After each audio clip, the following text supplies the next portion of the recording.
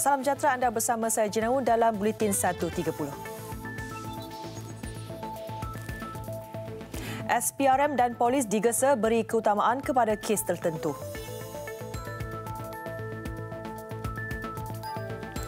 Bunuh kekasih penganggur ke tali gantung.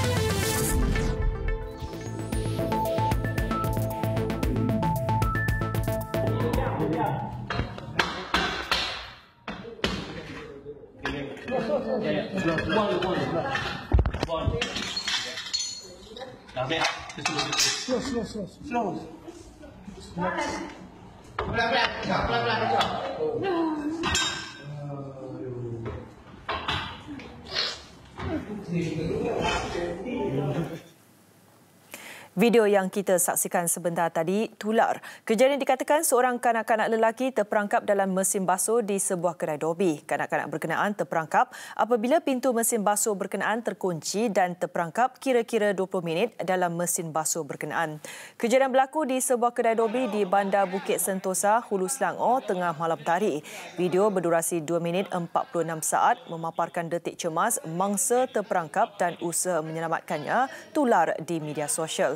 Menurut pemilik kedai dobi Hazmal Hassan, dia dimaklumkan oleh pekerjanya mengenai insiden yang berlaku kira-kira jam 12.30 malam. Kanak-kanak berusia 3 tahun itu dikatakan terperangkap beberapa minit sebelum beberapa pekerja sebuah restoran di premis bersebelahan segera menghulurkan bantuan.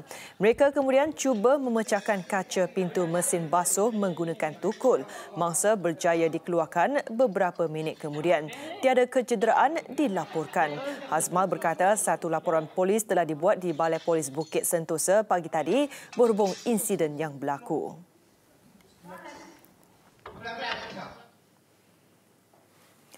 Perdana Menteri Tun Dr. Mahathir Mohamad berkata usaha kerajaan baharu terhadap pemulihan ekonomi menjadi faktor penarik kepada pelaburan luar. Tegasnya penting bagi Malaysia berterus terang situasi kewangan negara kepada pelabur asing. Beliau berkata demikian kepada media Malaysia sebelum mengakhiri lawatan siri keduanya di United Kingdom. Laporannya bersama Haliza Hashim.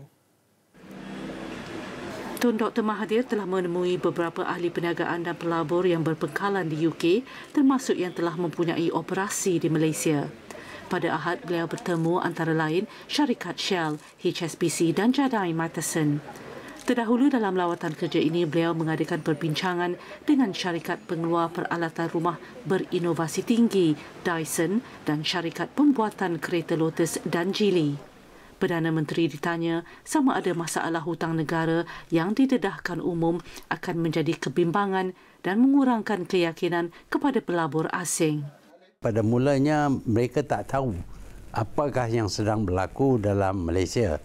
Jadi kita tekankan bahawa kerajaan baru ini mempunyai sikap yang positif terhadap pemulihan ekonomi negara dan mereka tidak perlu takut kepada melabur di Malaysia. Ya, bila kita jelaskan hutang yang besar itu memang ini mengejutkan mereka dan mereka menarik keluar pelaburan mereka. Tapi saya tekankan bahawa kita sudah berjaya mengurangkan beban hutang ini dan keadaan di Malaysia amat sesuai untuk pelaburan baru kerana kita adalah sebuah kerajaan yang suka berbaik-baik dengan industri, dengan swasta kerana kita anggap swasta adalah rakan kita dalam usaha membangunkan negara.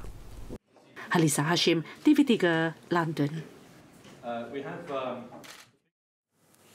Agensi penguatkuasaan seperti Suruhanjaya Pencegahan Rasuah Malaysia SPRM dan Polis Diraja Malaysia PDRM perlu memberi keutamaan kepada kes tertentu ekoran terlalu banyak kes dikendalikan badan itu ketika ini.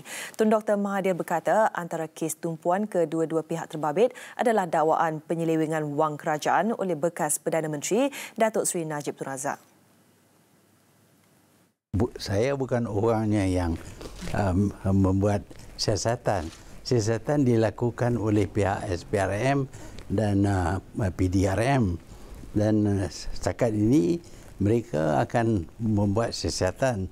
Tak perlu lapor kepada saya, hanya akan bertindak melalui AG, dan mereka sudah sampaikan maklumat kepada AG, dan AG sedang jalankan tugasnya untuk mendakwa mereka melakukan kesalahan dalam mahkamah. Kita lepas tangan. Tambahnya, sebarang tindakan perlu mengikut undang-undang dan kerana itulah ia akan mengambil masa kerana perlu melalui proses tertentu. Semalam, Tun Dr. Mahathir turut mengadakan pertemuan dengan Setiausaha Kabinet UK Sir Mark Sedwill di Whitehall mengenai pembaharuan polisi dan perkhidmatan awam. Kerajaan Malaysia katanya akan mempertimbangkan sama ada ia boleh melaksanakan kaedah pihak berkuasa UK melantik pegawai kanan kerajaan serta tindakan menangani keganasan.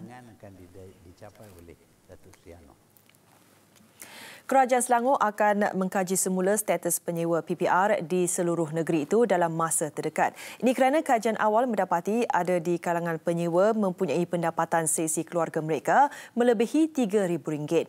Rumah PPR di Selangor juga dikatakan jadi perkampungan warga asing. Jadi isunya sekarang, unit-unit ni ada yang diduduki oleh orang-orang yang tak layak, termasuklah warga asing. Ini berlaku disebabkan penyewa-penyewa yang asal, dia tak duduk di situ lagi kerana dia dah ada rumah lain. Jadi dia sewakan kepada orang lain dengan harga sewa yang lebih tinggi. Dia hanya bayar kepada masa dulu bawa MBPJ yang menguruskan, dia hanya bayar RM124 ataupun RM250. Tengoklah kategori mana. Dia sewa 500. Dia sewa 500 atau 700. Ada juga yang sampai 700. Tambahnya, program Rumah Selangorku turut dikemas kini.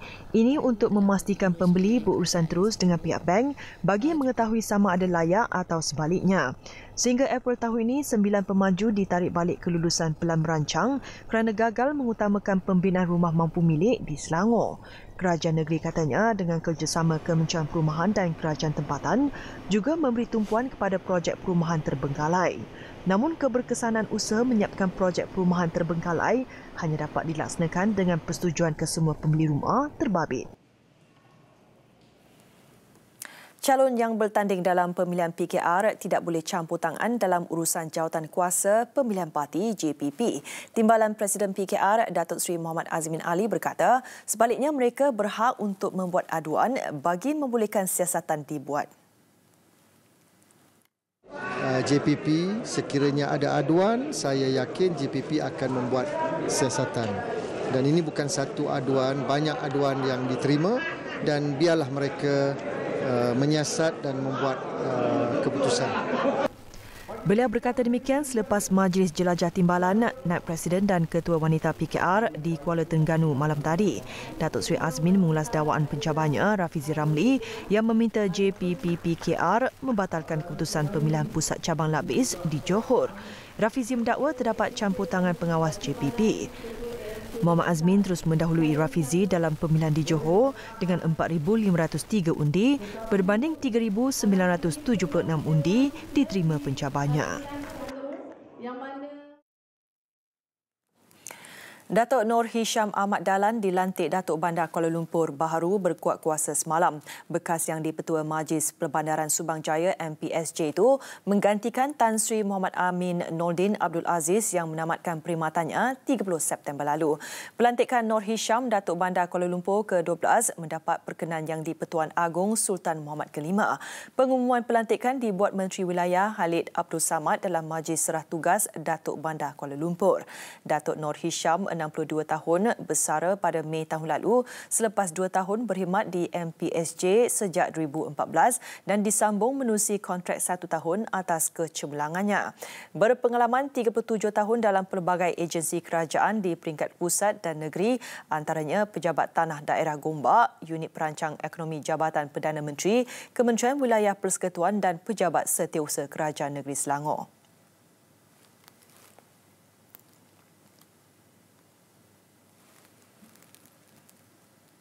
Mahkamah Session Kuala Lumpur menangguhkan kes peguam terkemuka Tan Sri Muhammad Shafie Abdullah yang berdepan pertuduhan menerima wang hasil aktiviti penggubahan wang haram RM9.5 juta ke 8 Oktober ini. Keputusan dibuat Hakim Norzina Ayub selepas dimaklumkan pasukan pembelaan Muhammad Shafie bahawa pihaknya sudah mengemukakan permohonan untuk memindahkan kes itu ke Mahkamah Tinggi dan ia akan didengar esok. Peguam Harvinderjit Singh memberitahu kepada mahkamah pihaknya sudah memfailkan permohonan itu pada 24 September lalu dan pihak pendakwaan tidak mengemukakan sebarang bantahan. Hakim membenarkan permohonan itu dan menetapkan tarikh isnin depan untuk Tan Sri Muhammad Shafie memaklumkan kepada mahkamah berhubung perkembangan kes itu. Dalam prosiding berlangsung kira-kira 20 minit itu, pihak peguam bela turut memaklumkan sebahagian dokumen termasuk penyata bank telah diserahkan kepada pihak mahkamah. Sementara baki dokumen yang lain akan dilengkapkan dalam tempoh 2 minggu. Hakim turut membenarkan lanjutan jaminan terhadap Tan Sri Muhammad Shafie. Pada 13 September lalu, Tan Sri Muhammad Shafie mengaku tidak bersalah di atas 2 pertuduhan menerima wang hasil daripada aktiviti haram berjumlah RM9.5 juta daripada bekas Perdana Menteri Datuk Seri Najib Tun Razak dan 2 pertuduhan membuat penyata yang tidak betul di bawah Akta Cukai Pendapatan 1967.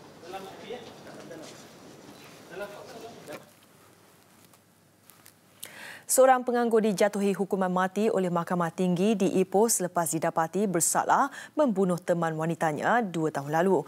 Keputusan dibuat Hakim Datuk C. Muhammad Rozima Ghazali terhadap N. Sandera Segaran, 30 tahun, setelah mendapati pihak pembelaan gagal menimbulkan keraguan munasabah terhadap kes pendakwaan di akhir pembelaan.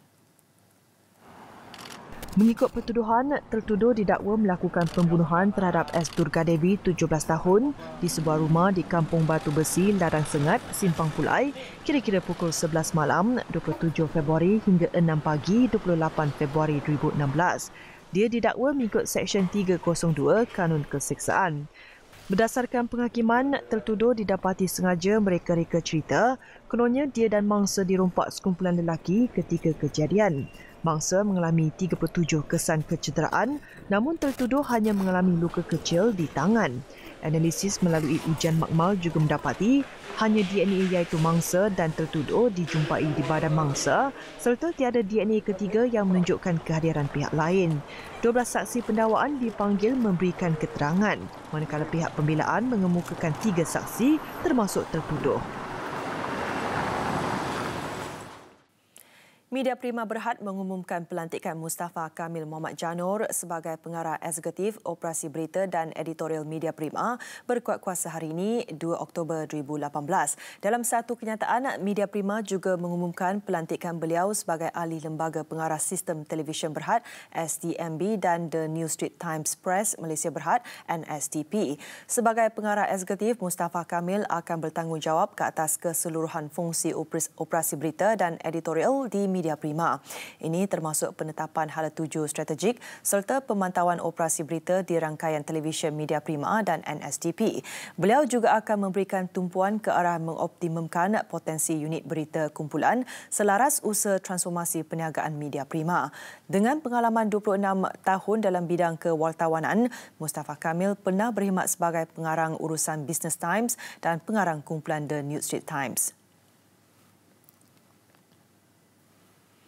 Sebut saja pakaian seragam pramugari setiap syarikat penerbangan tampil dengan imej tersendiri. Baju kebaya pramugari Malaysia Airlines Berhad antara disenarai sebagai yang tercantik di dunia. Ia melambangkan tradisi, gaya klasik dan motif batik sudah digayakan selama 32 tahun. Ikuti laporan wartawan Izzati Rizan.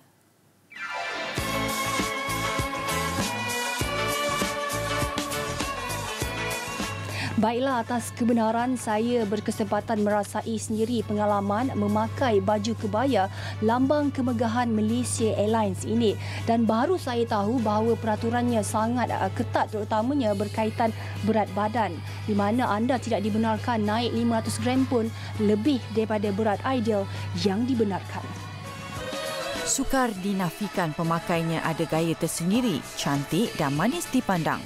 Berwarna hijau gelap dan berbunga tona merah jambu, warna pakaian seragam terkini yang dipakai pramugari Malaysia Airlines. Ia rekaan Fakulti Fashion dari Institut Teknologi Mara ITM pada 1986 dengan motif daun kelara yang turut digabungkan dengan corak bunga tempatan iaitu bunga cempaka, melur dan daun bunga raya. Lebih menarik, seragam ini mempunyai rekaan batik Sarawak yang menyalahkan identiti Malaysia sebagai negara berbilang kaum.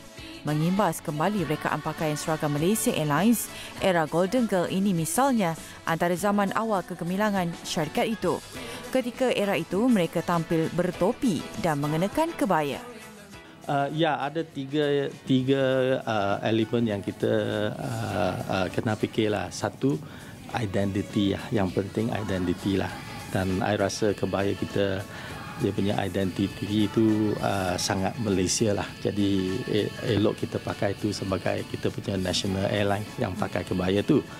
Nombor dua tu, dia mesti dipandang dengan sedap lah, elegance lah. Ya. Dan saya rasa kita punya kebaya ada yang tu. Dan ketiga, yang ramai yang tak tahu tu, untuk flexibility dan praktikal dia lah. Kalau masa kecemasan. Sejak Malaysia Airlines ditubuhkan pada 1 Oktober 1972, 4 kali rekaan pakaian seragam pramugarinya ditukar. Namun corak pakaian seragam kini paling lama digayakan. Ironinya, Malaysia Airlines tidak bercadang menampilkan uniform baharu. Proud and very that you know that this is a classical outfit that you wear, and no other airlines have this kind of uniqueness, as well as the details and embroidery makes you proud. The colours, it carries you well, and you feel elegant as well, and a lady. Firstly, memang banggalah pakai baju ni sebab kita mewakili Malaysia, ambassador kepada pelancong-pelancong yang datang di Malaysia. Dan kebaya ini bagi saya bukan sahaja cantik, tapi every motif in it dia ada maksud tersendiri. Selamat datang to beautiful Malaysia and to Malaysians. Welcome home. Laporan Izzati Rizwan.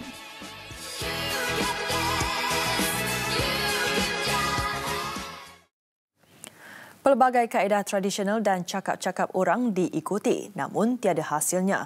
Namun hanya melalui satu panggilan telefon mengubah kehidupan pasangan muda Hazika dan Taufik dalam usaha mereka untuk menimang cahaya mata. Butirannya bersama Hafizatul Salma Harif Fatilah. Kejar masa untuk menimang zuriat. Sesiapa pun yang berkahwin pasti inginkan panggilan ibu, ayah, babah, mama, umi maupun abi dan sebagainya. Namun mula panik apabila setelah bertahun melayari bahtera perkahwinan belum menunjukkan tanda-tanda untuk berjaya menjawat panggilan keramat itu. Kini, tular di laman Facebook dengan lebih 6,000 perkongsian. Kronologi rawatan kesuburan di Lembaga Penduduk dan Pembangunan Keluarga Negara LPPKN hangat diperkatakan netizen, terutama bagi mereka yang belum mempunyai anak. Tekad menjalankan rawatan kesuburan walaupun usia perkahwinan baru menjejah 3 tahun. Pasangan sebaya 30 tahun, Nur Hazika Zainal Abidin dan Muhammad Taufik Abdul Malik, antara 3,830 pasangan yang berjaya mendapat zuriat hasil usaha rawatan sub-fertility di LPPKN tahun lalu. Melalui rawatan permanian beradas atau IUI, berkat kesabaran dan takdir, lahirnya puteri comel bernama Rumaisa Nur Awatif Muhammad Taufik. Memang rasa nervous lah sebab kita tak tahu kan, kadang-kadang kalau perempuan ni bila pasangan suami isteri ni bila dah kahwin dalam tempoh lebih daripada setahun, kita rasa macam risau tak dapat zuriat lagi. Kemudian bila kita nak mulakan sesi rawatan, kita rasa macam takut bila cek, takut ada masalah yang serius. Tapi kita tawakal je lah. Sebab kita tak tahu kalau kita tak buat rawatan, kita tak tahu apa masalah kita. Takut bila cek, takut ada masalah yang serius. Sebab kita tak tahu kalau kita tak buat rawatan, kita tak tahu apa masalah kita. Perasaan saya memang gembira sangat. Saya terus nangis lah. Nangis, snap gambar, hantar gambar scan tu kan. Pasangan ini menerima rawatan sub-fertility LPPKN dari Ogos 2016 hingga Februari 2017 dengan kos RM1,511.85. Kajian LPPKN menunjukkan 30 hingga 40% kes berpunca daripada suami, 30% pula isteri. Manakala 20 hingga 30% berpunca daripada kedua-duanya. Hanya 10% kes tidak dapat dikenal pasti punca, berkemungkinan akibat tekanan. Pertubuhan Kesihatan Sedunia telah mentakrifkan masalah kesuburan ataupun masalah fertility ini sebagai suatu penyakit, maka memerlukan rawatan. Kebanyakan masalah kesuburan boleh dirawat dengan pelbagai kaedah rawatan yang kita ada. So mandul tu memang ada secara saintifiknya, tapi itu adalah segelintir sahaja. Ada segelintir pasangan yang hanya memerlukan kaunseling psikoseksual sahaja supaya mereka boleh mengadakan hubungan seksual yang normal. Itu sahaja, dan mereka boleh hamil secara semula jadi. Dan tetapi kebanyakannya memerlukan bantuan rawatan ubat subur dan juga teknik-teknik tertentu. Pasangan yang mahu menimang cahaya mata disaran mengamalkan gaya hidup sihat sepanjang masa. Selagi isteri masih lagi dalam umur reproduktif, tak salah mencuba untuk mendapatkan zuriat. Bagi ahli keluarga dan rakan sekeliling, inilah masanya untuk memberi sokongan moral, bukannya pandangan negatif. Sebarang rawatan kesuburan berdasarkan masalah dihadapi oleh pasangan dengan kaedah sesuai. Semua itu menerusi siri kedua esok. Laporan Hafizatul Salma Harifazilah.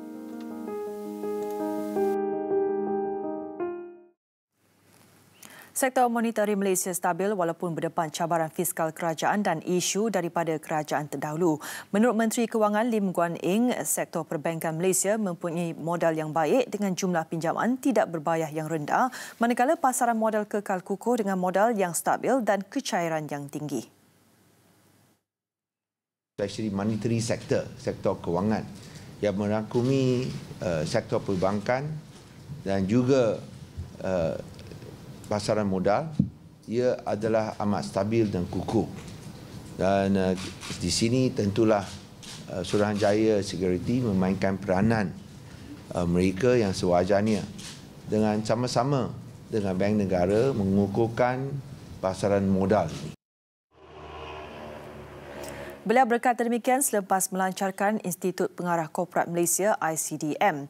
ICDM merupakan badan yang ditubuhkan SC untuk mempertingkatkan profesionalisme dan keberkesanan pengarah korporat di negara ini, bertujuan menggalakkan kecemerlangan, integriti dan tahap kemahiran paling tinggi serta kecekapan profesional.